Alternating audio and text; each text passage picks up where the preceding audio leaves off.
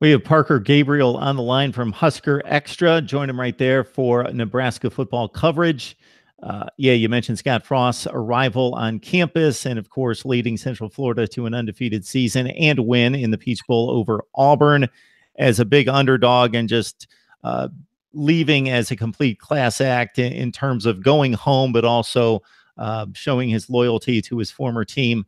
And this, I don't know, Parker, that I've seen very few cases in which a fan base has seen this coming and kind of falling into place from a distance for a certain period of time, and knowing that Mike Riley was not meeting expectations in this final season. He would have to win fairly big and be competitive to keep his job, and seeing Scott Frost doing what he was accomplishing there at Central Florida, and then it all coming together as everyone had hoped it would be. And now everybody's got their guy. So it's a win-win at this point until that first loss. But at this point, Scott Frost coming home is certainly something Nebraska fans had hoped for. Yeah, it's funny. It wasn't really much of a coaching search. I mean, everyone knew what Nebraska wanted to do. Actually, the one that was more interesting was in September.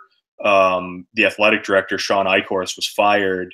And you could see the pieces lining up of the powers that be at Nebraska wanted to have an athletic director in place to hire a football coach at the end of the football season. And so, but it was clear the whole time, I mean, especially as Central Florida went on that amazing run to an undefeated season, what was happening, and really whether Scott Frost would say yes, and if so, when it would be officially announced, were really the only two questions of the search. I mean, and by midweek after that, before conference championship week, by midweek, it was pretty clear Frost was pretty emotional and talking about hard choices being made down in Orlando. And it was very clear, we sort of knew what was happening.